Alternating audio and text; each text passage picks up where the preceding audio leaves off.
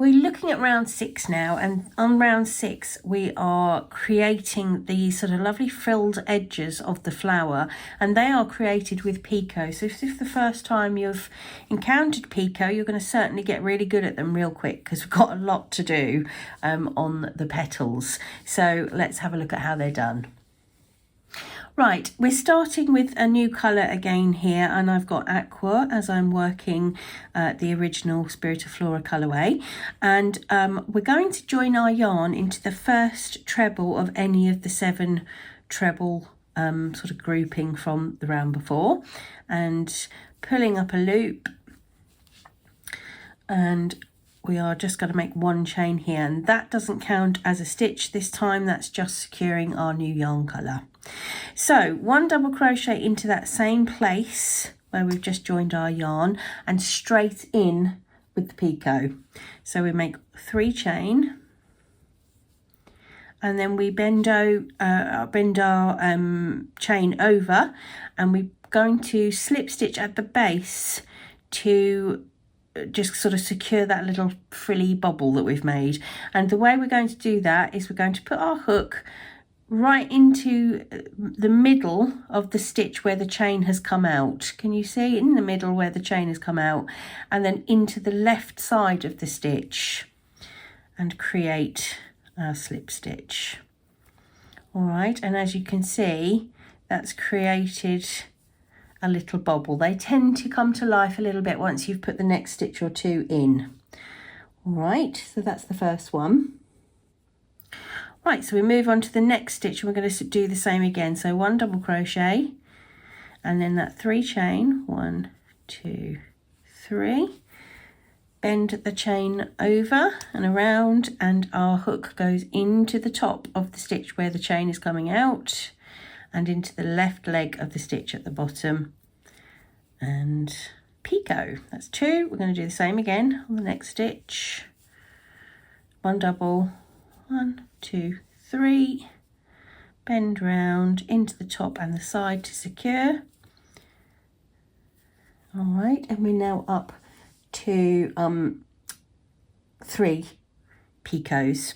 Now on the 4th one, we're actually not going to put our hook all the way through the stitch. We are going to work into the front loop only. Now we've worked into back loop only in other blocks at this point, but we've not gone into front loop only. So normally we'd go under both legs of the stitch like so. You can see there's 2 going across the top of the hook. This time we're just going to go under the front and come up through the middle. So there's only 1 strand of yarn going over the hook there. That's front loop only. What that does is that leaves a loop behind for us to work later on. It's extremely good planning and very clever. So carry on with our picots in the same way. So 1 double crochet, 3 chain, bend round, hook into the top where the chain is coming out, and into the side of the stitch. Right, move along to the next one. Now we're back to going right through the stitch as normal now. So really just pay attention to your pattern, and it will show you where that sort of front loop only stitch goes, because you really can't see. It's very well disguised. Really do read that pattern, and it will show you where it goes. So then you're just going to continue following your pattern.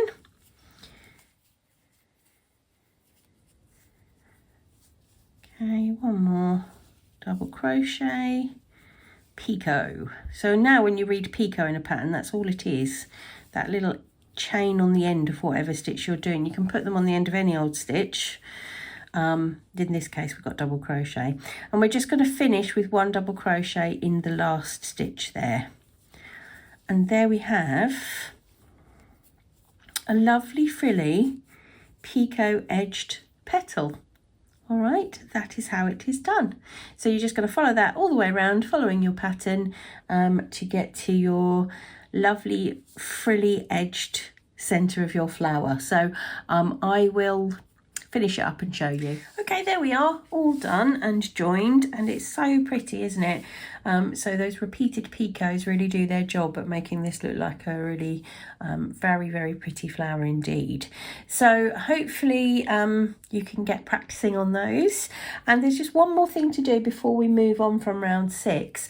We're going to put some stitch markers into those loops, the unworked loops of the stitches. If you remember, we worked into the front loop only in the middle stitch here.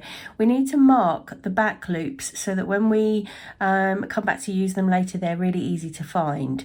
So here's a quick and easy way to do that, an easy way to sort of find that loop.